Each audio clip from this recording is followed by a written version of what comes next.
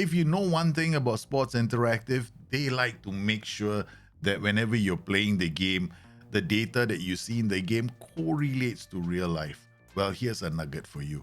Last season, the English Premier League saw 151 goals scored from corners. Yes, nearly 14% of all goals came from corners. This year, we've got a new set piece creator. And on today's show, I'm going to share with you strategies you can adopt from real life teams, incorporate them into the set piece creator, and how you can use it to help you score more goals. Let's try and understand what's happening in real life first.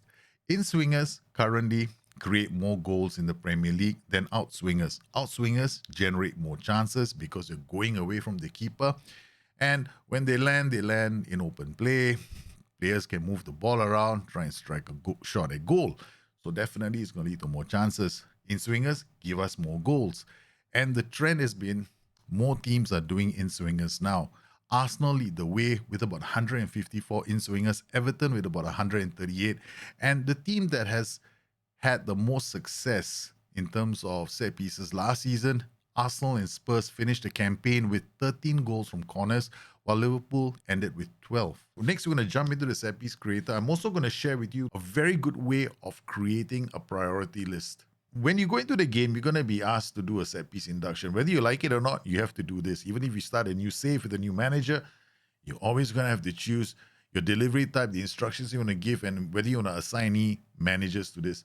Now, just click on the button. They'll ask you what kind of marking strategy you want. Choosing a defensive strategy for set pieces is going to be quite interesting because you either pick zonal marking, man marking, or hybrid. Now, very few teams actually do zonal marking nowadays because it's rife with mistakes. Sometimes you get a mismatch, and other times you just have the wrong play in the wrong zone. And more teams have dropped zonal marking and gone for hybrid marking. Now, man marking is a good strategy if you have the players for it. Players who are good at marking, players who know what they're doing, players who've got high teamwork. I only know one team that's pulling it off. It's Inter Milan. Most of the other sides who've tried man marking haven't really done a really good job. But you'll find a lot of defensive teams employing man marking. When you go to Brighton the first time, their set piece coaches, I'll tell you, let's do man marking, which isn't surprising coming from Brighton. For me, the set piece creator is very straightforward. I'm scoring a lot of goals from it because I've got a very clear strategy, and I'm going to share that now.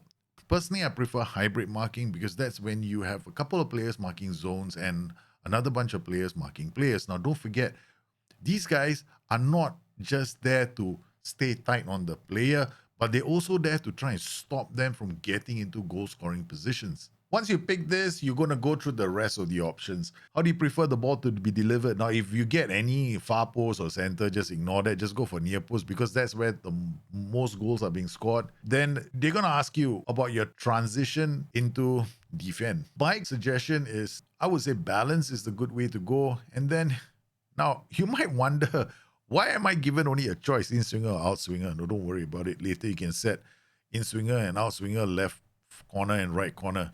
This brings you into the tactical creator. So you can exit the visit here and finish this. And then you can set everything up. Now, this button over here is going to basically tell you familiarity. It will just go green once everybody's familiar with the tactic. So all your players need to be given instructions on what to do during a set piece. Now, there'll be priority lists that you need to set up. But first, you're going to have to go into your game, set up your tactic first, put all the players in there because that's the basis of your priority list. Assuming you've got your starting 11 sorted, you come here. Now, you're going to have to decide aerial defenders, strikers, and counterattackers. Good way of doing this is to think of in terms of correlating this list here, right? So where do you want to protect most of all? I would recommend near post, right? This is the most important area to protect. I actually know my players inside and out. If you're not sure who's going where, just click this and you see Virgil van Dijk is number 1. Ibrahim Konate is number 2, is doing player mark. Wataru Endo is only marking the 6-yard box. Darwin Núñez is only marking the 6-yard box. Trent is at the center, which is pointless. Actually, the goalkeeper should be doing that job. Alexis McAllister with the far post. We've got Andy Robertson at the edge of the area, acting as a tracker. Dominic Szoboszlai going back, but here you got Mo Salah and Luis Diaz. One is staying forward here, and the other one is going to launch a counter attack. It's really easy to understand all this.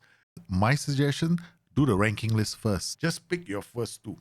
Make sure that they correlate, right? So you kind of understand who is your main aerial defender. Then when it comes to trackers, generally trackers, you want players that have got decent marking and concentration. Finally, counter-attackers, you want players who are good with pace and dribbling so they can give you counter-attacking opportunities. So when it comes to attacking corners, it's not that hard. So I've got a priority list of aerial threats. They'll follow the same list again. So I've got Virgil van Dijk here, attacking the ball at near post. And then I've got attack ball from major area, which is kind of funky because this guy scores a lot of goals for me. Right, Ibrahim Konate has been scoring a great deal of goals for me from this position, and it's been fun. Once you set up the ranking, it's pretty easy from that point onwards. Every time you're playing the game, you know who's going to be attacking the near post, who's going to be attacking the far post. It's independent of the tactic that you use. The trick with the set piece creator is not to worry about creating the set pieces themselves. It's about thinking about your priority list. Once you sorted out your priority list, there are some preset drop downs that you can use that are very useful. Once you kind of understand it, you can go and fine tune them, and it's pretty simple. Especially when it comes to throw-ins. Throw-ins are like, I'm not going to tell you about throw-ins. You go try those throw-in routines yourself and let me know what you think about them in the comments below. I'm looking forward to hearing from you. If you know of any other routines that are, banging you all kinds of goals, please don't be shy. Drop some of those routines here. It's only the beta after all.